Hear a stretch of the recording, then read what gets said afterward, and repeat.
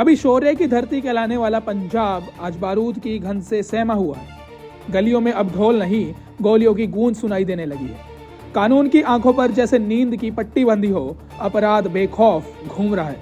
सवाल ये नहीं कि अपराध क्यों बढ़ा, सवाल ये है कि इसे रोकने वाला कौन है।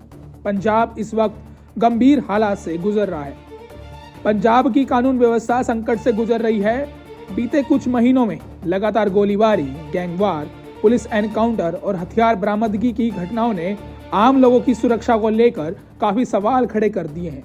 पंजाब में कानून व्यवस्था की स्थिति 2025 में जहां बड़ा मुद्दा रही, वहीं 2026 की शुरुआत भी राज्य में फिर से फायरिंग और कत्ल की घटनाओं से हुई है। लगातार बढ़ते क्राइम से पंजाब की आम आदमी पार्टी की सरकार पर सवाल खड़ा होता है कि आखिर क्यों भगवंत मान लोगों को सुरक्षा नहीं दे पा रहे।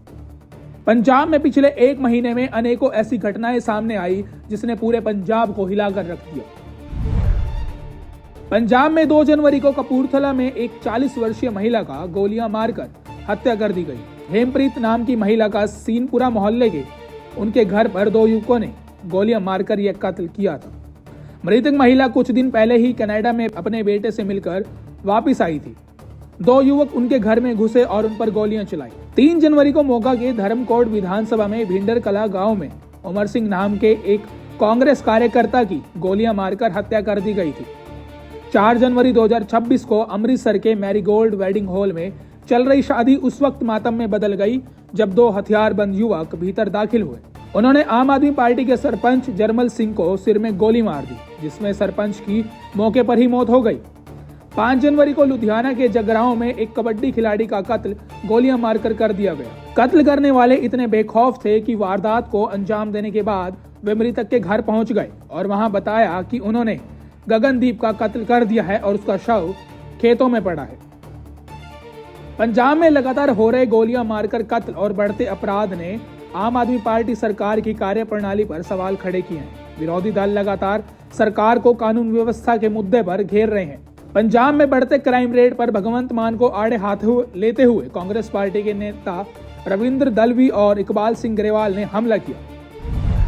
रविंद्र दलवी ने अपने एक्स पर लिखा कि पंजाब में कानून व्यवस्था अब सिर्फ अपराध की संख्या नहीं बल्कि शासन क्षमता की कमजोरी दिखा रही है। दिन दिहाड़े लूट, फायरिंग और हिंसा के सीसीटीवी रिकॉर्ड यह दर्शाते हैं कि अपराधियों में कानून का भय घट रहा है। गैंगस्टर नेटवर्क की सक्रियता और नागरिकों की असुरक्षा सवाल खड़ा करती है कि क्या आम आदमी पार्टी सरकार के पास सख्त नीति और कार्यान्वयन की इच्छा शक्ति है। कानून व्यवस्था बयानों से नहीं बल्कि मजबूत संस्थानों और पेशेवर पुलिसिंग से सुधरती है। भगवंत मान सरकार यहाँ कमजोर नजर आती है। वहीं इकबाल सिंह ग्रेवाल ने लिखा, जनवरी 2026 के पहले हफ्ते में 9 मर्डर हुए। जब अमृतसर में दिन दिहाड़े एक शादी में सरपंच को गोली मार दी जाती है तो यह साफ है कि कानून का डर खत्म हो गया है। पंजाब को सुरक्षा चाहिए, सिर्फ खोखले वादे नहीं। बहरहाल पंजाब का हर नागरिक यह जानता है कि सवाल अब केवल अपराध की संख्या का नहीं है। सवाल यह है कि सरकार अपने कर्तव्यों को निभा पा रही है या नहीं। जब कानून का भय खत्म हो जाता है और अपराध बेखौफ हो जाता है, तब राज्य और समाज दोनों असुरक्षित हो जाते हैं। फिलहाल के लिए इस खबर में इतना ही। देश और दुनिया की तमाम बड़ी खबरों के लिए देखते रहिए पंजाब केसरी टीवी।